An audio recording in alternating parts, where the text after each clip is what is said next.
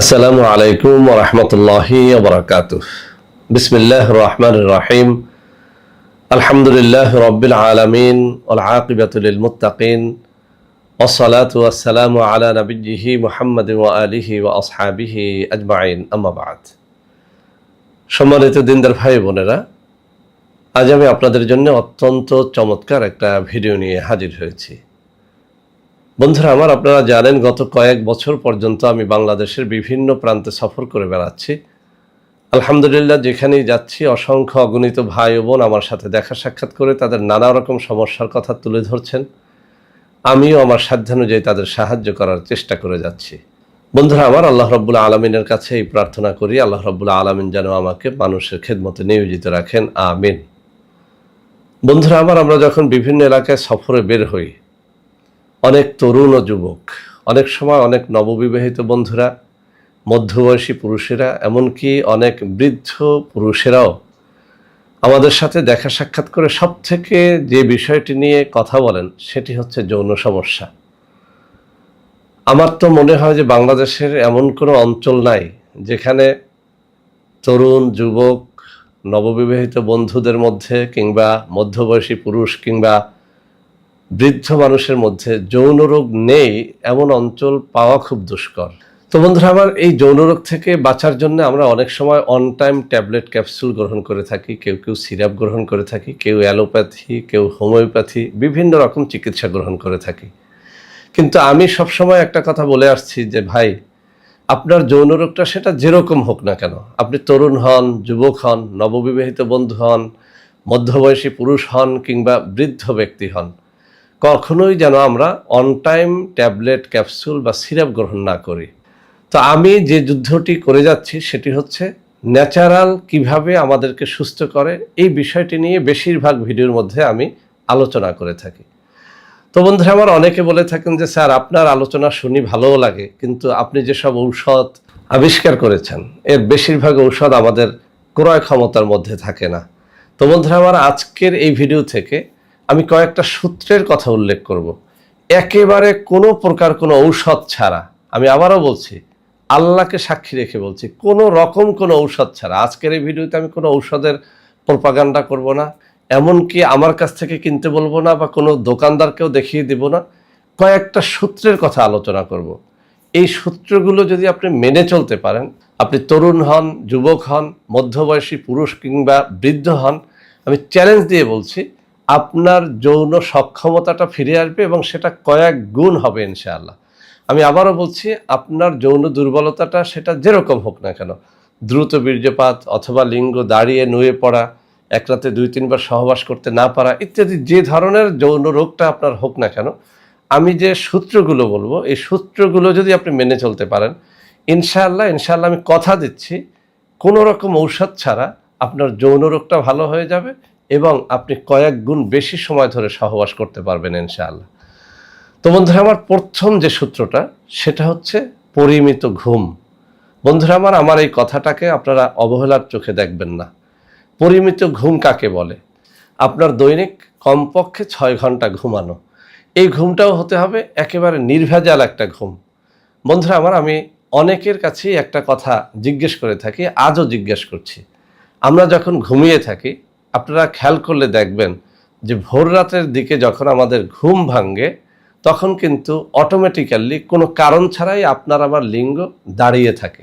আপনারা একটু খেয়াল করেন যেন এই বিষয়টা, আপনারা বুঝতে পারবেন। তাহলে কি, আপনি যখন পরিমিত ঘুমান, রাত্র 9টা-10টার মধ্যে ঘুমিয়ে যান, ভোর রাত্রে অথবা ফজরের আজান দিলে যখন আপনার ঘুমটা ভাঙে তখন কিন্তু প্রসাব করে যখন আমরা ন্যাকড়া ব্যবহার করি, টয়লেট পেপার ব্যবহার করি, অথবা আমি প্রসাবখানায় যাই নাই কিন্তু কোনো কারণে আমার লিঙ্গের মধ্যে একটু নড়াচড়া লেগে গেছে, আপনি দেখবেন যে অটোমেটিক আপনার লিঙ্গটা দাঁড়িয়ে গেছে।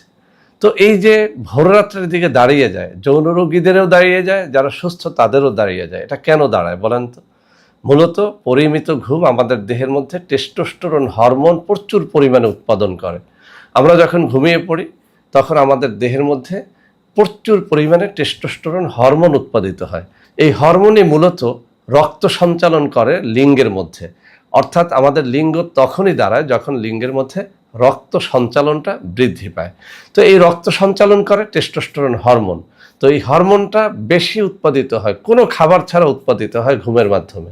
তো আমরা এই মোবাইলের যুগে এসে যে কাজটি করি, বেশিরভাগ মানুষ টিভি দেখতে দেখতে অথবা মোবাইল দেখতে দেখতে রাত্রে 12টা 1টা 2টা বাজিয়ে দেয়।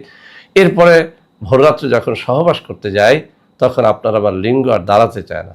এই কাজটি করা যাবে না। 1 নম্বর সূত্র হচ্ছে আপনাকে পরিমিত ঘুমাতে হবে। রাত্র 9টা 10টার মধ্যে আপনি শুয়ে পড়েন, একেবারে শেষ রাত পর্যন্ত আপনি নাক ডেকে ঘুমান। ইনশাআল্লাহ আপনার দেহের মধ্যে প্রচুর পরিমাণে টেস্টোস্টেরন হরমোন বৃদ্ধি হতে থাকবে। আর হরমোন যখন বৃদ্ধি হবে তখন আপনার যৌন রোগের অর্ধেক ভালো হয়ে যাবে ইনশাআল্লাহ। তাহলে প্রথম সূত্রটা আমরা পেয়ে গেলাম যে পরিমিত ঘুম, 9টা 10টার মধ্যে ঘুমিয়ে পড়া। তো বন্ধুরা এবার আসি 2 নম্বর সূত্রে। 2 নম্বর সূত্রটাও একেবারে সহজ। আপনি রাতের প্রথম ভাগ, দ্বিতীয় ভাগ, তৃতীয় ভাগ পর্যন্ত একেবারে ঘুমন্ত থাকবেন। শেষ রাতে জেগে আপনি সহবাস করবেন। বন্ধুরা এই যে আমি এখন দ্বিতীয় সূত্রটা দিলাম, এটা আমার মন গড়া কোনো সূত্র না। আমরা অনেকেই একটা ভুল কাজ করে থাকি। সারাদিন আমরা কোনো না কোনো কাজের মধ্যে ব্যয় করে আমাদের দেহের সমস্ত শক্তি যখন দুর্বল হয়ে যায় তখন, অর্থাৎ বাসায় ফিরে রাত্র 10টা বা 11টার মধ্যেই সহবাস শুরু করে দেই। বন্ধুরা আমাদের দেহটা হচ্ছে একটা মোবাইলের মতো। আপনি মোবাইল যত বেশি টেপাটিপি করবেন, মোবাইলের চার্জ তত শেষ হতে থাকবে। তো আমরা যখন সারাদিন কাজবাজের মধ্যে থাকি, কেউ চাকুরিতে, কেউ বিভিন্ন রকম পেশায় যখন আমরা লিপ্ত থাকি, সারাদিন কিন্তু আপনার আমার দেহ থেকে শক্তি ক্ষয় হতে থাকে। বাসায় ফিরতে ফিরতে আমরা একেবারে দুর্বল হয়ে যাই। এই দুর্বল শরীর নিয়ে যখন আমরা স্ত্রীর কাছে যাই তখন দেহ আর উত্তেজিত হতে চায় না। তখন আমরা ডাক্তারের কাছে যাই আর বলি যে ঔষধ দেন, আমার দেহ উত্তেজিত হয় না। আমি আপনাকে রিকোয়েস্ট করবো, আমার দ্বিতীয় সূত্র, আপনি বাসায় আসবেন, একেবারে খাওয়া দাওয়া করে সুন্দর মতো নিদ্রা যাবেন। আপনি সারা রাত ঘুমাবেন, শেষ রাতে জাগবেন। ফজরের আজানের একটু আগে অথবা ফজরের আজান হলে সাথে সাথে জাগবেন। ওই টাইমটাকে, অর্থাৎ একেবারে সারা রাত ঘুমানোর পরের যে অংশটুকু, সেই অংশটুকুতে আপনি সহবাসের চেষ্টা করেন। আমি চ্যালেঞ্জ দিয়ে বলছি, আপনি অনেক বেশি সময় নিয়ে সহবাস করতে পারবেন ইনশাআল্লাহ। বন্ধুরা এবার আসি 3 নম্বর সূত্র। 3 নম্বর সূত্রটা কি? আপনি যখন সহবাসে যাবেন, আমি আবারও বলছি, আপনি যখন সহবাসে যাবেন খুব বেশি সময় নিয়ে আপনি ফোরপ্লে করবেন না। অর্থাৎ আপনি যদি স্ত্রীকে জাগাতে, অর্থাৎ আপনি স্ত্রীকে আপনার দিকে আহ্বান করলেন, স্ত্রী বলল যে আমি একটু ব্লাউজটা পাল্টিয়ে আসি, কাপড়টা পাল্টিয়ে আসি, একটু বাথরুম সেরে আসি, এভাবে করতে করতে আপনার দাঁড়ানোর লিঙ্গটা আস্তে আস্তে নুয়ে পড়ে। কেননা যারা যৌন রোগী, বিশেষ করে তাদের লিঙ্গের মধ্যে কিন্তু রক্ত সঞ্চালিত অবস্থাটা বেশি সময় থাকে না। হয়তো বা দাঁড়িয়েছে, কিছুক্ষণের মধ্যেই রক্ত আবার ব্যাক করে, আস্তে করে লিঙ্গটা নুয়ে যায়।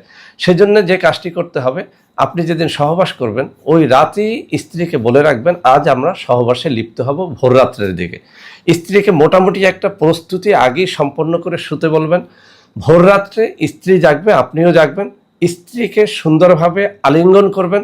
কিছুক্ষণের মধ্যেই আপনার লিঙ্গ দাঁড়িয়ে গেলে 3-4 মিনিটের মধ্যে আপনার দাঁড়ানো লিঙ্গ আপনি প্রবিষ্ট করুন, অর্থাৎ আপনি সহবাসে লিপ্ত হয়ে যান। আমি চ্যালেঞ্জ দিয়ে বলছি, যদি আপনি আমার এই তৃতীয় সূত্রটাকেও ফলো করেন, অর্থাৎ ভোররাত্রে জাগবেন, জাগার পরে আপনি স্ত্রীকে ফোরপ্লে করতে গিয়ে বেশি সময় নষ্ট করবেন না। 2 থেকে 3 মিনিট বা 4 মিনিটের মধ্যে আপনার স্ত্রীর যোনিতে আপনার লিঙ্গ প্রবেশ করান। ইনশাআল্লাহ আপনি বেশি সময় ধরে আপনি সহবাস করতে পারবেন। বন্ধুরা 4 নম্বর সূত্রটা কি? সেটি হচ্ছে আপনার পেটটাকে ভালো রাখা। বন্ধুরা আমরা সবাই জানি, আমরা যা কিছু খাই, ঔষধ বলেন, ক্যাপসুল বলেন, সিরাপ বলেন, ডিম, দুধ, কলা, আপেল, আঙ্গুর যা খাই, সব কিছু প্রথমত পেটে যায়। পেট এটাকে যদি সঠিকভাবে হজম করতে পারে, পেট থেকে এর শক্তিটা কোনো অংশ চোখ পায়, কোনো অংশ কান পায়, কোনো অংশ আমার লিঙ্গ পায়, কোনো অংশ আমার চুল পায়। এভাবে করে পেট থেকে শক্তিটা ভাগ হয়ে সমস্ত শরীরে চলে যায়। কিন্তু আপনি আমি যখন কোনো খাবার গ্রহণ করি আর পেট যদি সেটাকে ভালোভাবে হজম করতে না পারে, তাহলে ওই খাবারের সমস্ত শক্তি প্রস্রাব এবং পায়খানার সাথে পড়ে যায়। তো বন্ধুরা পেটটাকে ভালো রাখার জন্য ভাজা পোড়া এবং নোংরা খাবার থেকে আপনাকে বিরত থাকতে হবে। পুষ্টিকর খাবারের তালিকা আমরা একটু ইউটিউব ঘাটলেও পাবো, গুগল ঘাটলেও পাবো। দুধ, ডিম, কলা, আপেল, আঙ্গুর, খেজুর, কিশমিশ, বাদাম, এগুলো নিয়ে আমি প্রচুর ভিডিও করেছি। যে খাদ্যগুলো আপনার যৌন শক্তিকে বাড়ায়, ওই খাদ্যগুলো খাবেন এবং যে খাবারগুলো আপনার পেটে ডিস্টার্ব তৈরি করে, বিশেষ করে ভাজা পোড়া তৈলাক্ত খাবার এড়িয়ে চলবেন। ইনশাল্লাহ আপনার পেটটা ভালো থাকবে। তাতেও যদি পেট ভালো না থাকে, অন্তত মেথি সকালে 1 চা চামচ করে খান, রাতে 1 চা চামচ করে খান, আপনার পেটটা ঠান্ডা থাকবে। আর পেট ঠান্ডা থাকলে আপনার যৌন শক্তি কখনোই হ্রাস পাবে না ইনশাআল্লাহ। তো বন্ধুরা, আমার 5 নম্বর সূত্র, একেবারে সহজ কিছু খাবারের নাম আমি আপনাদেরকে বলে দেব। 1 নম্বরে রসুন। আপনার যদি খুব বেশি অ্যালার্জি না থাকে এবং পেটে যদি খুব বেশি গ্যাস না থাকে, আপনি দৈনিক 1 কোয়া রসুন, দেশি হোক বিদেশি হোক, সকালে এবং রাত্রে এভাবে করে খান। ইনশাল্লাহ কাঁচা রসুন খান অথবা রসুনের আচার খান, আপনার যৌন শক্তিটা ইনক্রিজ হতে থাকবে। 2 নম্বরে আর একটা খাবারের কথা বলে দেই, যে খাবারটার কথা কোরআনেও এসেছে, হাদিসেও এসেছে, সেটি হচ্ছে মধু। বন্ধুরা আমার, মধু, খাঁটি মধু জোগাড় করে সকালে যেন খালি পেটে অথবা ভরা পেটে, যেভাবেই খান না কেন, কিছু মধু আপনি সকালে খান এবং রাতেও কিছু মধু খান। ইনশাল্লাহ মধুর মধ্যে এমন সব বরকত রয়েছে যেটা আপনার যৌন শক্তিকে প্রচুর পরিমাণে বৃদ্ধি করতে পারে। 3 নম্বর আর একটা সহজ খাবারের কথা বলে দিই, কালো জিরা। কালো জিরা একেবারে সস্তা একটা ভেষজ। আপনি কালো জিরা অথবা কালো জিরার তেল, কালো জিরার তেল যদি খান 1 চা চামচ বা হাফ চা চামচ করে 2 বার খান।